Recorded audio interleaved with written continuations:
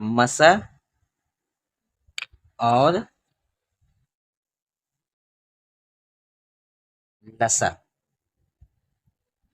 मसा और लसा यानी महत्तम समापवर्तक और लघुत्तम समापवर्तक यानी HCF एंड LCM, ये दोनों को आज हम लोग सीखेंगे।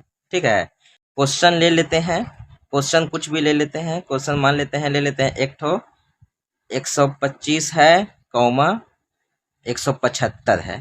ठीक है, ये दोनों को हम लोग क्वेश्चन ले लेते हैं और मसा और लसा ये दोनों को आपको बताना है।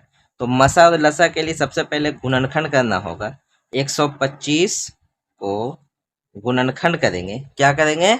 125 को गुणनखंड करेंगे।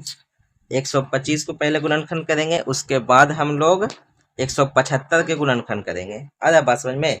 दोनों को हम लोग पारा पारी से गुणनखंड करेंगे। क्या करेंगे? गुणनखंड। तो 125 को कैसे होता है और ऐसे पकड़ना है और 175 को करना है। पहले देखिए, गुणनखंड करने का नियम 5 लास्ट में रहे तो 5 से ही काटना है, 5 से ही लगाना है। ठीक है, अगर लास्ट में 4 रहे, 2 रहे, 8 रहे यानी सम संख्या रहे तो सम संख्या से ही काटेंगे। तो सबसे पहले 5 से लगाते हैं। 5 का पहाड़ा में 12 तो नहीं आता है, तो 5 दूना 10। कितना बचा? 2 यहाँ दे दिए। कितना हुआ? बचा 25। 2 बचा ना, यहाँ 2 दे दिए, 25 हो गया। फिर से इसको लगाते हैं।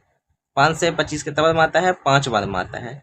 फिर 5 से लगा दिए, 5 एकम 5। अरे बात समझ में? चलिए, अब 175 है। 175 को भी हम लोग लास्ट में 5 है ना, तो 5 से तोड़ते हैं। 5 दूना 5 तिया 15। ठीक है, 5 तिया 15। कितना बचा? 2। यहाँ 2 दे दिए, 25। तो 5 25। फिर हम लोग 5 से लगावेंगे। 5 सते 35।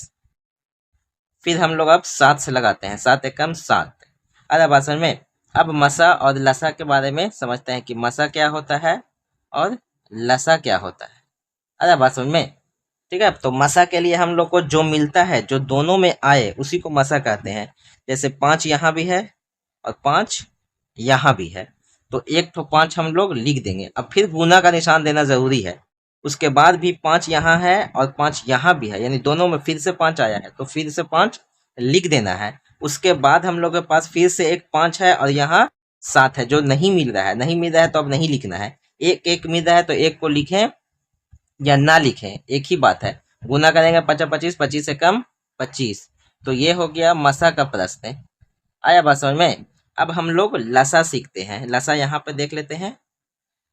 लसा के लिए जो मिलता है उसको भी लिखते हैं, जो नहीं मिलता है उसको भी लिखते हैं। तो यहाँ तक तो दोनों मिल चुका था, है ना? यानी यहाँ से 5 एक ठो मिला था, एक ठो और 5 मिल गया था। मिला था क्या? नहीं, 5 यहाँ से और यहाँ से 7 नहीं, दोनों में है। तो ये दोनों को हम लोग को लिख देना है। उसके बाद क्या करना है? गुना करना है। बचा 25, 25 बचे 125। 125 को 7 से गुना करना है। तो 7 बचे 35, हाथ में 3।